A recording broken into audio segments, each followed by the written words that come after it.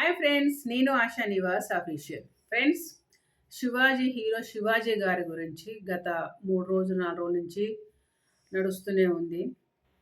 పెద్ద గొడవ నడుస్తుంది.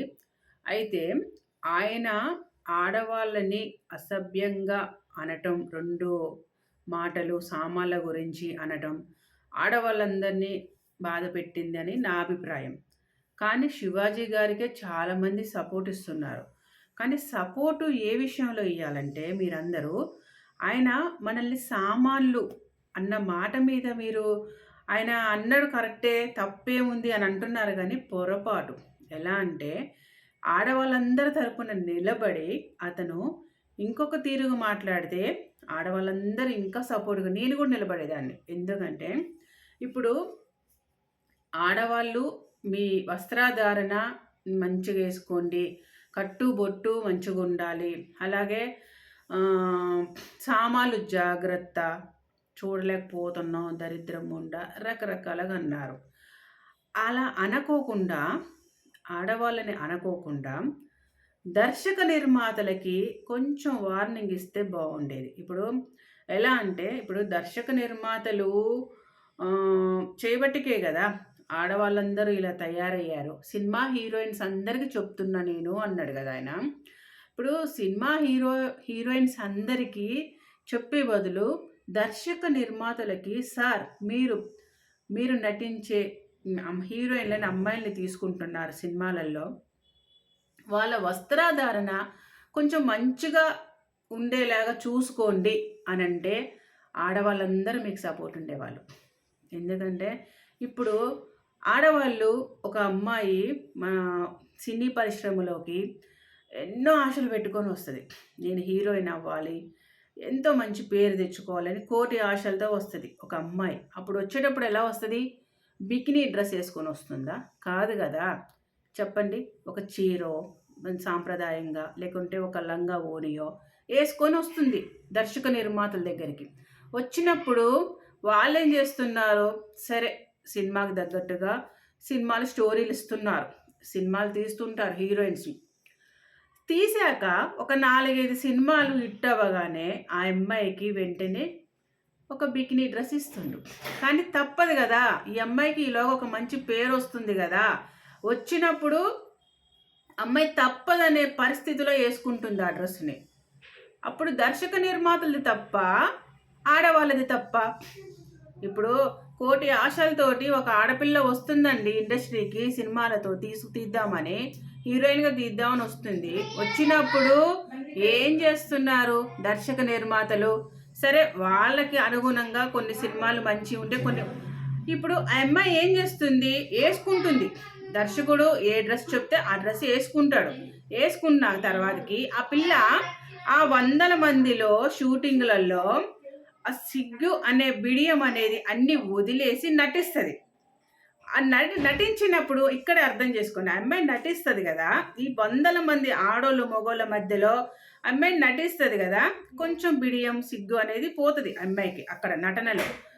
అదే డ్రెస్సులు మామూలుగా స్లీవ్లెస్, లేకపోతే కొన్ని మోడల్ డ్రెస్సులు ఉంటాయి కదా, అవి బయటికి వచ్చి వేసుకున్నా కానీ ఫీలింగ్ ఉండదు ఆ అమ్మాయికి.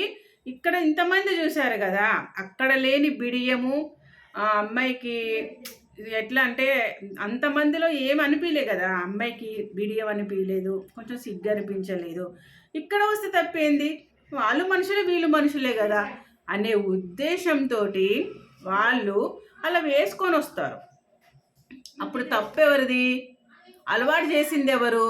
దర్శక నిర్మాతలు. చీర కట్టుకొని సినిమాలోకి నటించుదామని వచ్చిన అమ్మాయికి అలవాటు చేసింది ఎవరు బట్టలు? చెప్పండి. దర్శక నిర్మాతలని శివాజీ గారు ఒక్క మాట, సార్ మీరు ఈ వస్త్రధారణ కొంచెం చేర్పులు మార్పులు చేయండి అమ్మాయిల విషయంలో, మహిళల విషయంలో అని అంటే ఆడవాళ్ళందరూ నేనే సపోర్ట్ ఉండేదని శివాజీ గారికి. ఆ మహిళలు కూడా చాలా హీరోయిన్స్కి ప్రత్యేకంగా చెప్తున్నా అన్నారు. హీరోయిన్స్ అందరూ సంతోషించేవారు. సత్యం. ఎట్లా అంటే మహిళలు హీరోయిన్స్ అందరూ శివాజీ గారికి నిజమే, మా వైపు మా గురించి ఒక అతను అర్థం చేసుకొని, వాళ్ళు చెప్పుకోలేరు, ఆడవాళ్ళు సినిమాలో నటించే వాళ్ళు చెప్పుకోలేరు, మా గురించి ఒక మాట 10 మంది ముందు మైకు పట్టుకొని మాట్లాడిండే అని ఇదే 10 మంది ఆడవాళ్ళు సినిమాలో నటించే హీరోయిన్స్ అందరూ శివాజీ గారికి సపోర్టుకు నిలబడేవాళ్ళు. ఆడవాళ్ళ సామాన్లు చూసుకోండి, అది చూసుకోండి, ఇది చూసుకోండి అని హేళనగా బిగ్ బాస్లో కూడా ఎలిమినేషన్ అయిపోయి బయటకు వచ్చిన వాళ్ళతో కూడా ఆడవాళ్ళతో కానీ మగవాళ్ళతో కానీ హేళనగా మాట్లాడుతుంటే నేను అనుకున్నా కదా, సరే బిగ్ బాస్ వాళ్ళు స్కిట్ ఇస్తుంటే అలా మాట్లాడుతున్నారేమో అనుకున్నా కానీ కొద్దిగా మీ నోటి దోలుంది, మీ దగ్గర కొంచెం ఎటకారం ఉంది సార్. మీ దగ్గర కొంచెం ఎటకారం ఉంది, నోటి దోలుంది.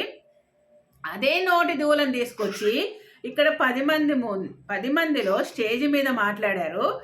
మీ వెనక స్టేజీ మీద ఒక అమ్మాయి నిలబడితే, అమ్మ మీ కట్టు బొట్టు చీర బాగుంది, పద్ధతి బాగుంది అన్నారు కదా.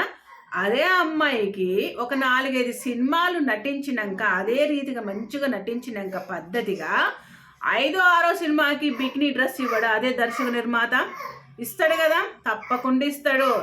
వేసుకుంటుంది ఈ అమ్మాయి, తప్పదు. ఎందుకంటే సినిమాలు తీస్తూ వచ్చింది కదా, మంచి పేరు వచ్చింది కదా. చెడగొట్టేది ఎవరు? దర్శక నిర్మాత. అయినా సరే ఆ అమ్మాయి తప్పదు, నటన అనే ఉద్దేశంతో అమ్మాయి వేసుకుంటుంది. ఆ 100 మందిలో అమ్మాయికి బిడియం అనిపించదు. స్టార్టింగ్ అనిపించినా కానీ తర్వాతకి వీళ్ళు మనోళ్ళే కదా, నేను నటిస్తున్నా, వాళ్ళు అవన్నీ పట్టించుకోకుండా నటిస్తుంది. అదే కోణంలో ఆ అమ్మాయి బయటకు కూడా కొంచెం స్లీవ్లెస్ లాంటి డ్రెస్సులు వేసుకొని బయటకు వస్తారు. అక్కడ కూడా వాళ్ళు మనుషులే వీళ్ళు మనుషులే కదని అమ్మాయి ఫీలింగ్ అనిపించదు. అదొకటి అర్థం చేసుకోండి ప్రతి ఒక్కరు. మొన్న శాస్త్రి గారు కూడా ఒక ఆయన సిద్ధాంతి, మిమ్మల్ని చూస్తే 3 రావద్దు అది ఇదని వలగరగా మాట్లాడారు. అది తప్పండి. ఎప్పుడైనా ఒక ఇండస్ట్రీలో నటించే వాళ్ళకి అన్ని రకాల బాధలు కష్టాలు అన్నీ ఉంటాయి. ఆడవాళ్ళకి మీరు చులకనగా మాట్లాడకండి దయచేసి. మగవాళ్ళందరూ ఆడవాళ్ళని అర్థం చేసుకోండి. మగవాడు అనేవాడు చెప్పండి అక్కడ ఏది నడవదు. ఏది సినిమా ఇండస్ట్రీలో అతను చెప్పిన ప్రకారంగానే వస్త్రాధారణ వేసుకోవటం, కట్టుబొట్టు, మంచిగా చీర కట్టుబొట్టు నటించాలంటే నటించాలి, బికినీ నటించాలంటే నటించాలి, పంజాబ్ డ్రెస్ అంటే పంజాబ్ డ్రెస్, లంగా అని ఏది ఇస్తే అది నటిస్తారు. కాబట్టి వాళ్ళు ఆ నటనలో నిమగ్నం అయిపోయి ఉంటారు. కాబట్టి బయటకు వచ్చినా కానీ వాళ్ళకి అలాంటి ఫీలింగ్ అనిపించదు. మనం చూసే తప్పు చూపులోనే ఉంటుంది. మనం చూసే దృష్టి అనేది వంకర టింకర ఉంటుంది. కాబట్టి వాళ్ళని మనం అవహేళన చేస్తూ ఉంటాం. వాళ్ళకి అలాంటి ఫీలింగ్స్ ఉండవు. దయచేసి అర్థం చేసుకోండి మీరందరూ.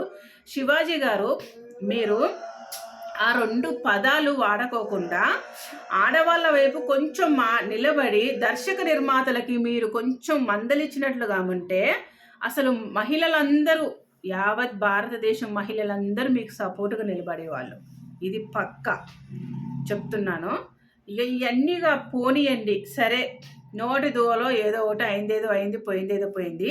అసలు ఆ రోజు ఒకడు వెధవ సోషల్ మీడియాలో అన్నప్పుడే వారి మీద కేసు పెట్టి చొప్పు తీసుకొని, అదే ఆడవాళ్ళు అన్న ఆడదు పోయి చొప్పు తీసుకొని కొడితే ఆ మాట మీ దాకా రాకపోయేది. కానీ మీ దగ్గర దాకా వచ్చింది, అంత ఇష్యూ అయింది. కాబట్టి జరిగిందేదో జరిగింది. ఇక పైన ఆడవాళ్ళని చుల్లకనగా ఎవ్వరు మాట్లాడినా మరుక్షణమే పొయ్యి చొప్పు తీసుకొని కొడితే కానీ ఇంకొకసారి ఎవరు అలా మాట్లాడరని నా అభిప్రాయం. ప్లీజ్ ఫ్రెండ్స్ అర్థం చేసుకోండి అంతేగా. Okay, ASHA Nivas official subscribe చేసుకోండి, గంట కొట్టండి, షేర్ చేయండి, లైక్ చేయండి, కామెంట్స్ పెట్టండి. మీ మాటలు ఎలా ఉంటాయో చూద్దాం. Okay friends, bye bye bye.